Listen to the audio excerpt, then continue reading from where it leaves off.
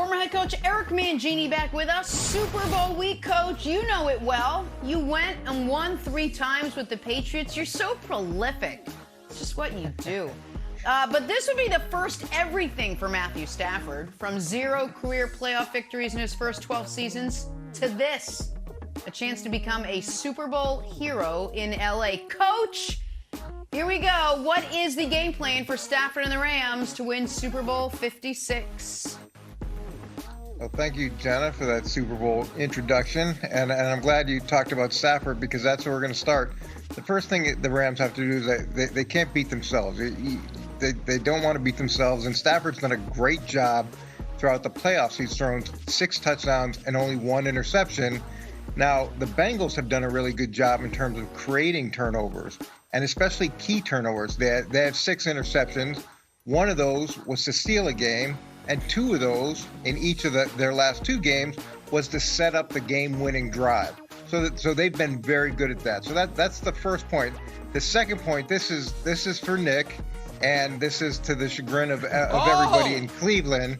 Odell Beckham equals the MVP. And if I was prop betting it, Nick, and I think I'm using that correctly, that's where it goes. Odell Beckham being the MVP.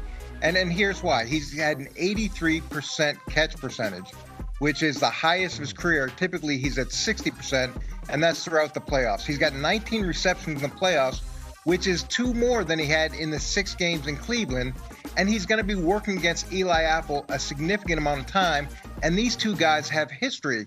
Odell was trying to mentor Eli when Eli was a first-round draft pick for the Giants and helping him as he struggled. So there's intimate knowledge of Eli's strengths and weaknesses, which Odell can take advantage of.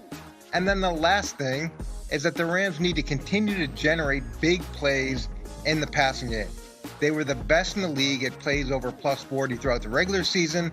They were 3rd best in plays over plus 25. And the Bengals were 3rd worst in giving up plays over plus 20 yards. And I want to show you an example of the last 2 things in a play that I pulled from the San Francisco game. The Rams are in an empty set, which doesn't usually mean protection, but they're going to use the back and the tight end to blunt the defensive ends before they go out for their flare control for their check down routes. And this allows extra time for Stafford. Really, it ends up being a 2-man concept. They're going to work Cooper Kupp on a 10-yard in cut, and Odell Beckham is going to go ahead and run a post. That's where they're trying to work it. The 49ers are showing quarters coverage, but they're going to play 3 deep. Corner going deep 3rd, safety going in the middle of the field, other safety coming down, backside corner in deep 3rd. So they're disguising, showing quarters, but they're going to end up in 3 deep zone coverage. Okay, take a look at the back, does a really nice job hitting the end. Tight end does a really nice job hitting the defensive end. That slows them down. So even though the 49ers are in zone coverage, look at their eyes.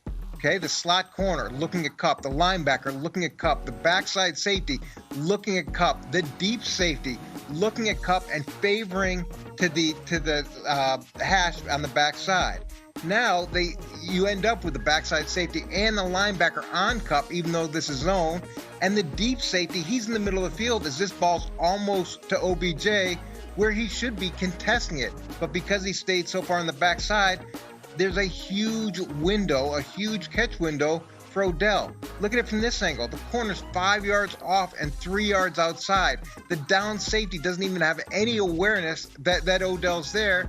And the backside safety, because he was favoring that hash near Kupp, he's got no chance to compete for this ball either. So Odell has tremendous opportunities to affect this game, not just in zone coverage because of what everybody's doing with Kupp, but also because of the matchup with Eli Apple and everything that brings with it. Coach, you're playing my song. You know, years ago, I knew eventually you'd come around on Patrick Mahomes. Early on, you were like, I need to see more, I need to see more. He was accepting league MVP, and you're like, I still need to see more. It wasn't until he won the Super Bowl. I never, though, would have guessed, you still need to see more, you would come around on Odell Beckham Jr. So, Coach, I'll be very simple here. Let me ask you this question. Are the Rams in this game if they don't sign Odell Beckham Jr.? I don't think they are. I don't think they are. And I think this is wow.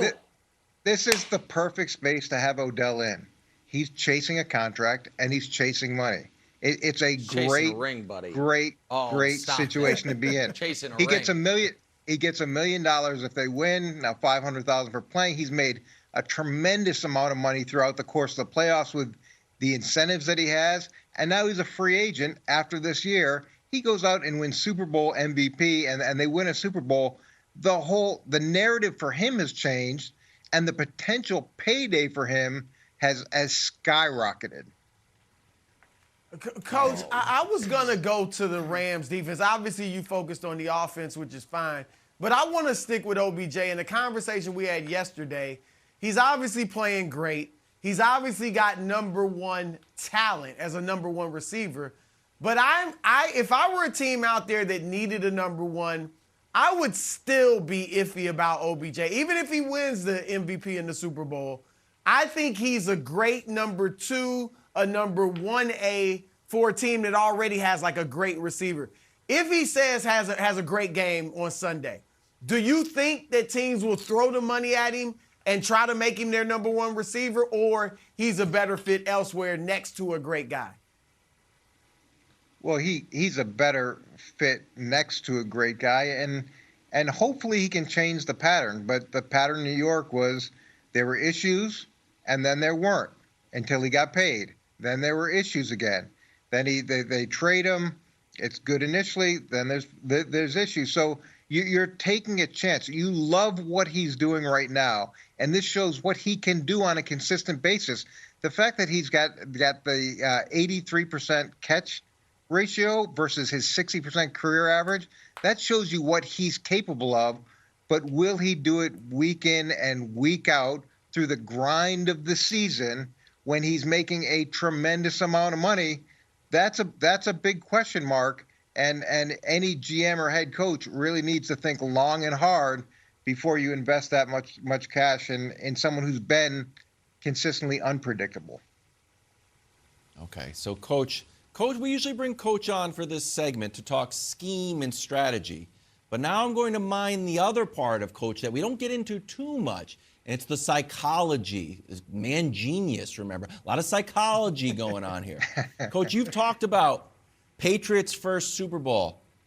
Patriots can't beat the Rams. Nobody expected it. The Patriots played loose, had a good game plan, beat the Rams. I subscribe to that theory, and it's why I think the Bengals win. We saw it coming back around and bite the Patriots. Patriots, 18-0. Surely they're going to beat the Giants. And Giants like, no one expected us to be here.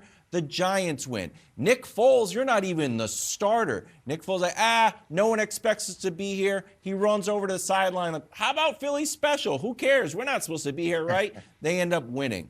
I actually think everyone doubting the Bengals not having any real offensive advantage or defensive advantage, plays to their strength. Are you with me that the Bengals will play so loose that because they're not supposed to be here, that is actually an advantage for them? Yeah, I'm with you. I think the Bengals at the end of the day are gonna win the game. And what I like is as Yes. individually flawed as they may be, they play really well collectively. And the sum of the parts is so much greater. And it reminds me of that first New England team. And Nick, you took a shot at them because they played 30 minutes in the second half of really good football against the Chiefs. That was the Chiefs' MO. That's been the Chiefs' MO, right? Start slow, play 30 minutes, really good football at the end and win. I would think that you would appreciate that aspect of it. And they do a really nice job of adjusting as the game goes on. And in watching the tape of the Rams and watching the tape of the Bengals, look, the Rams have their flaws as well. I like where Cincinnati is. I like the way that they got here. I like their resilience. I like their attitude, and I think that they could pull this off and surprise a lot of people. Coach, I'll take the Rams. You can have the Bengals. We can put 1 Bitcoin on it. I know you got a lot of them. We'll do 1 Bitcoin on it. We'll do whatever it settles at, no problem.